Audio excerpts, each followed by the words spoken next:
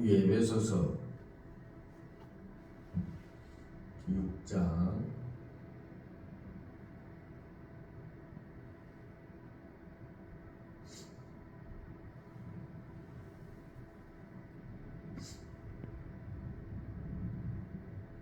1절부터 4절 말씀을 보겠습니다.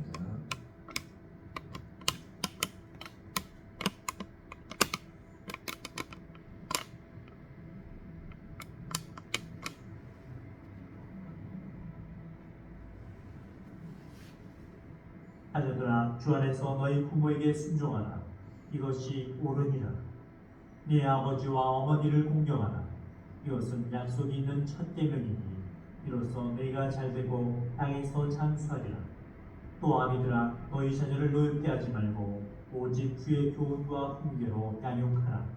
종들아, 네, 1절부터 4절 말씀까지 봉독해 보겠습니다. 오늘은 부모와 자녀의 성경적 관계에 대해서 한번 생각해 보고자 합니다. 오늘은 어버이 주일로 우리 교회가 지키고 있습니다. 바라기는 어버이 주일에는 우리 부모에 대한 효례에 대해서 다시 한번 살펴보고 기회가 되기를 축원드립니다. 사실 어떻게 보면 우리 세계가 아닌가 하는 걱정을 해봅니다.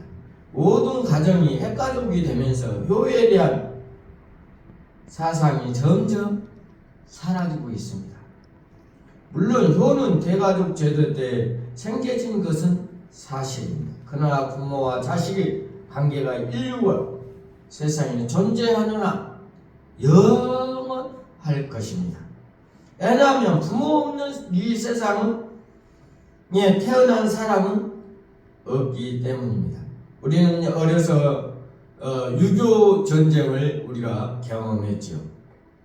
그래서 홀트 재단이라는 그 재단을 통해서 미국을 비롯한 여러 나라로 입양된 아이들이 있었습니다. 이 아이들이 어린이 된 후에 부모를 찾아 헤매는 것을 우리는 텔레비전에서 볼 수가 있습니다. 인간은 누구에게나 자신의 정체성을 알리는 마음이 있기 때문입니다.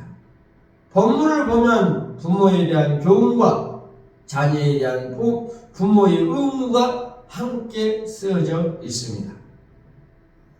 우리가 한번 살펴보겠습니다. 첫 번째로 자녀들이 부모에게 해야 할 것이 무엇입니까? 먼저 주 안에서 순종하라고 이야기하고 있습니다. 여기서 중요한 것은 주 안에서라는 말을 우리가 기억해야 할 것입니다. 즉 순종하는 것도 한계가 있다는 것입니다. 주 안에서라는 말은 예수님 뜻 안에서라는 말을 우리가 기억해야 합니다. 부모를 공경하는 것도 하나님을 기쁘시게 한다는 뜻입니다. 다음으로 순종한다는 말은 듣는다는 말이죠.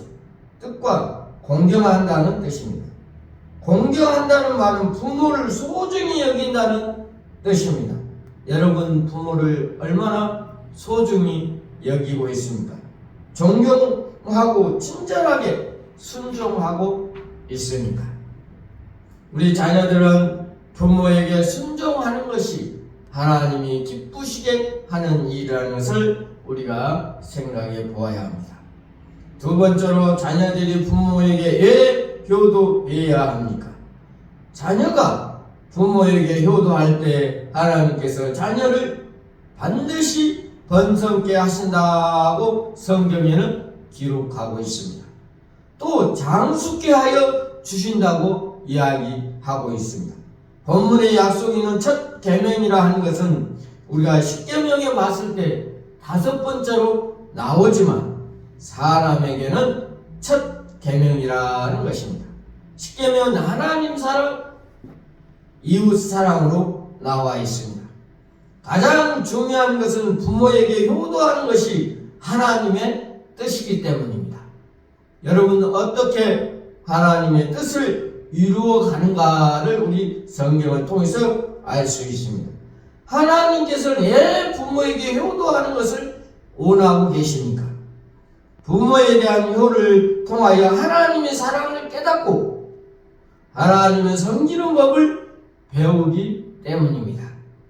또 다른 이유는 부모에 대한 공경으로부터 가정이 바로 서기 때문입니다. 십계명을 보면 여러분 하나님께 대한 계명과 사람에 대한 계명을 둘로 나누어져 있습니다. 부모 공경이 사람에 대한 계명 중에 첫 번째 계명이라는 것입니다.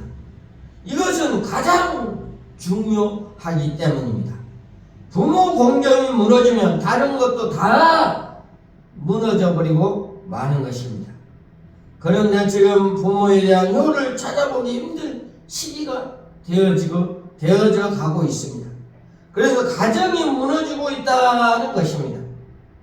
이혼하는 사례가 점점 많아지는 것은 부모에 대한 효가 사실상 무너졌기 때문입니다.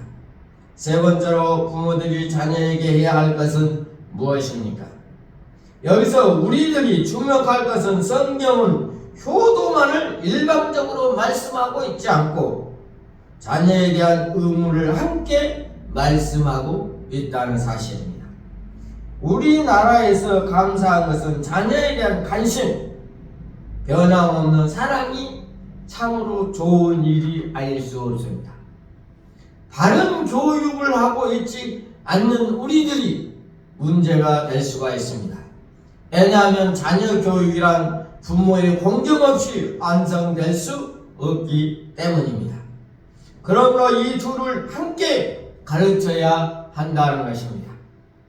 자녀 교육에서 소극적인 면과 적극적인 면 두 가지가 있다는 것입니다. 우리가 첫 번째로 우리가 모든 것을 변한다는 사실을 우리는 인정해야 합니다.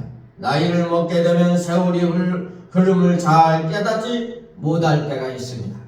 최근 오늘날 우리 사회는 컴퓨터 시대가 되면서 어른들과 많은 면에서 대화가 끊어지고 말았습니다.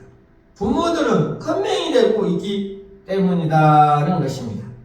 두 번째로 지나치게 규제할 때 지금 어른들은 유교적 교육을 받았기 때문에 모든 것이 엄격하게 우리가 배웠습니다. 이런 면에서는 잘 통제가 됩니다. 그러나 지금 우리 자녀들은 그렇지 않습니다. 그러므로 그들에게 지나치게 규제하지 말아야 한다는 사실입니다. 세 번째로는 자식을 내버려 둘 때입니다. 부모들이 너무 바쁩니다. 때로는 그냥 내버려 둘 때가 있습니다. 학교에서 어떤 폭력 속에서 놓여 있는지, 그들이 무엇인지, 왜 그들이 담배를 피우고 술을 몰래 마시고 있는지 마치 쓰레기처럼 팽개치고 있는 경우가 있지 않은가 한번 되돌아봐야 한다는 것입니다. 바쁘다는 핑계로 자녀들에게 관심이 없고 내일만 하다가 이렇게 된다는 사실입니다. 네 번째는 불규칙적인 삶이 자녀를 노엽게 합니다. 지금 자라는 아이들은 방종을 하면서 또 다른 면에서 자기들 나름대로 규칙을 가지고 살아가고 있습니다. 그러므로 불규칙적으로 내버려 두지 말아야 한다는 것입니다. 자녀에 대한 사명은 여기서 끝나지 않습니다. 중요한 것은 적극적인 면에서 주 안에서 양육해야 한다는 것입니다. 여러분의 자녀는 주 안에서 양육하고 있습니까? 또 다른 면에서 한번 생각해 보고 있습니다. 첫째, 사랑을 배워야 합니다. 사랑은 말로 배우는 것이 아니라 행동으로 배우는 것입니다. 부모는 자녀에게 사랑을 보여주어야 할 것입니다. 가족 간의 사랑은 물론이고 이웃 간의 사랑, 교회를 통한 사랑 신천을 여러분들이 보여줘야 한다는 사실입니다. 두 번째로 승리하는 비결을 우리가 배워야 할 것입니다. 신앙이란 물건처럼 갖고 다니는 것이 아니라 구체적인 행동을 하는 것입니다. 신앙은 구원에만 필요한 것이 아니고 세상에서 사탄을 이기고 세상을 이기고 자신을 이기는데 사용하면서 그럴 때 놀라운 역사가 일어나는 것을 삶을 통해서 보여줘야 할 것입니다. 세 번째로 말씀을 배워야 할 것입니다. 성경은 항상 평생 동안 배워야 한다는 것입니다. 믿음은 성경을 배울 때 역사가 일어나고 성장하기 때문입니다. 성경에서는 믿음은 들음에서 난다고 했습니다.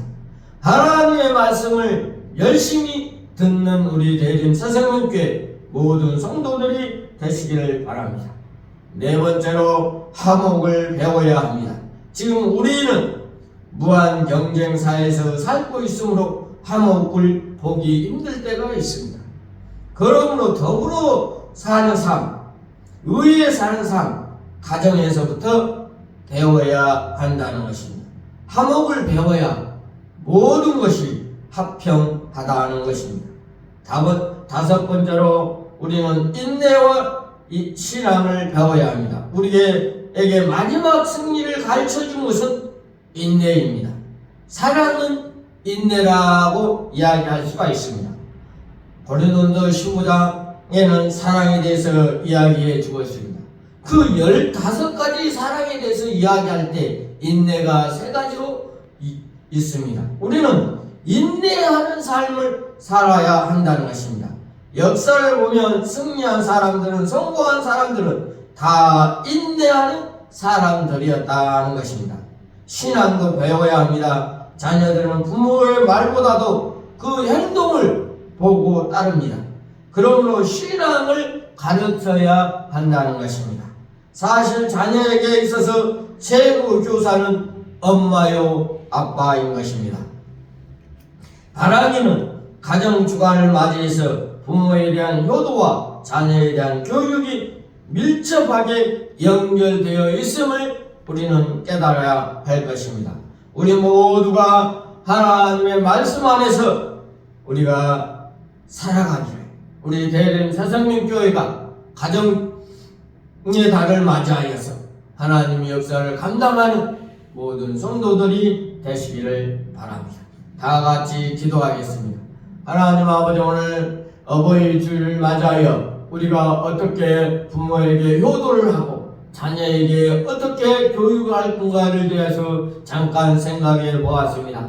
하나님, 우리 대림 생명교회 또한 영상을 보는 모든 성도들이 하나님 앞에 늘 말씀을 듣고 있고 지키는 삶을 살아갈 수 있게 도와주시옵소서. 예수님의 이름으로 기도하옵나이다. 아멘.